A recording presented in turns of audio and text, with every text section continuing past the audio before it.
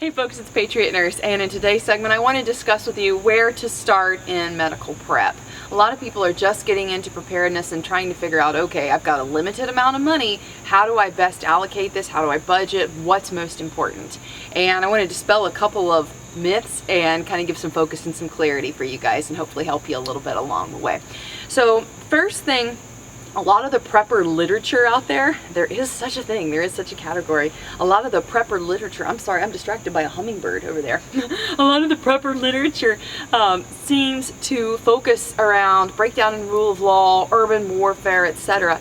And a lot of these literature pieces and a lot of these novels, trauma-based medicine seems to be a focus, or at least is given a lot of attention. And there are many reasons for this, you know, it sells. But I'm going to tell you guys something here. A lot of people are spending money on trauma-based stuff like QuikClot and you know, classes based on surgical stuff, and I want to remind us of something here. Historically, even in times of really, really bad stuff like in Rwanda, okay, I mean, people are being macheted to death, okay, ethnic cleansing and stuff, more people were dying even in really terrible, violent places. More people were dying from the diseases of malnutrition, from communicable diseases acquired in places like refugee camps, okay. The things that kill people worldwide, most people worldwide do not die from violence-based trauma. They don't even die from traumatic injuries. Most people die worldwide in times of peace and happiness from respiratory and digestive diseases, okay?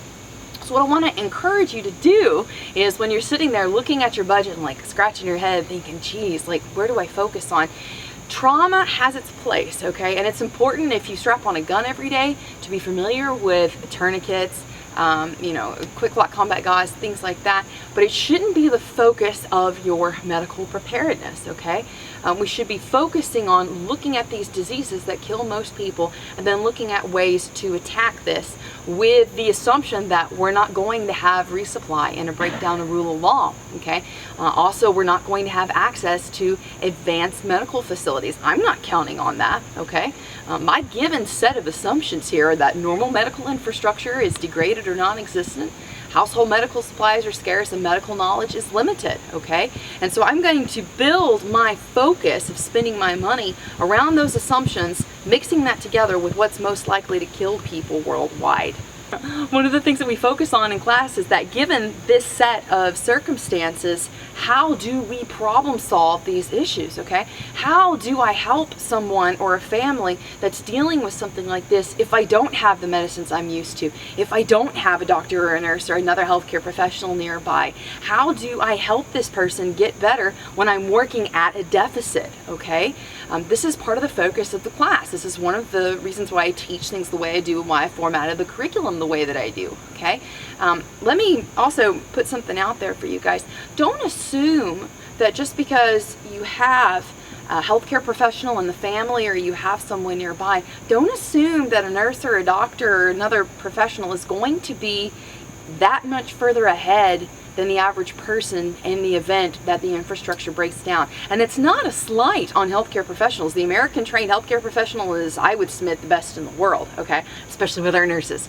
But the issue is that we have been trained based on a set of assumptions, based on a protocol, based on infrastructure that is supported by electricity. And do you see how all these levels just start piling up here? So when you take one out, it's sort of like playing Jenga. You guys remember that game? You know, like the little tower thing with the wood. Whenever you take one piece out, the system can still withstand jolts, but not if you keep taking support beams out at critical junctures, okay? So let me encourage you guys, when you're looking at focusing your money, when you're looking at getting into medical preparedness, okay, don't worry about the glitzy, high speed, I'm gonna learn how to suture and get a pig's foot and like trauma-based stuff. Don't put your focus on that, okay? The evidence does not support that that's going to be what's going to save the most lives, I can tell you that. But let me also kind of put it to you this way. Suturing, specific trauma-based surgery, surgery in general, these things are perishable skills, okay? Don't assume that just because you sutured a pig's foot because you watched a video, you went to class or whatever, don't assume that that's going to have broad applications, Okay. Also, don't assume that that skill set, because you've accomplished it once, is going to come back to you under duress, under stress, when you're limited in the supplies that you have. Don't focus so much on the trauma. Focus on the things that are killing most people right now, okay? Because the diseases right now explode whenever the infrastructure is taken away, okay? So I hope that offers a little bit of clarity to you guys, a little bit of calm.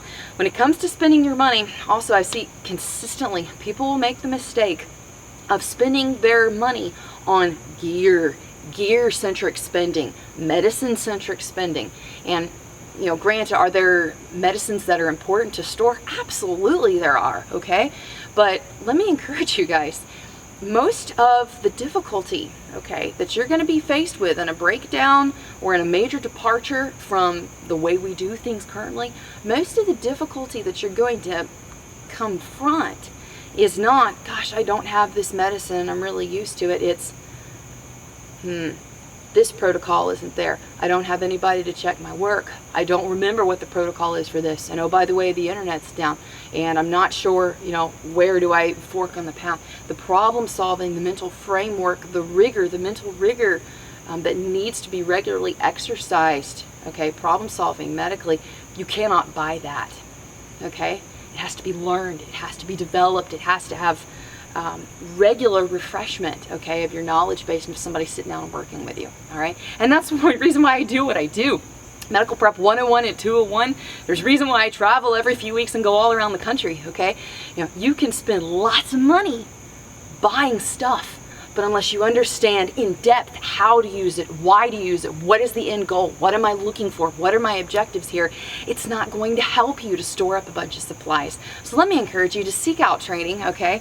Our full schedule is on the website for 2016. We're going to a whole bunch of new places this year, so check it out. Also, we added Charlotte, North Carolina for December of this year, and I think the remaining classes we have for 2015 are Peoria, Illinois, and also Valor Ridge in Tennessee, and Harrogate, Tennessee. So be sure and check out the full schedule at the website, thepatriotnurse.com. I hope it was helpful for you guys today. If you did enjoy the video today, please subscribe to me, like me on Facebook, and follow me on Twitter. For now, it's Patriot Nurse signing off, and I'll see you guys later. Bye.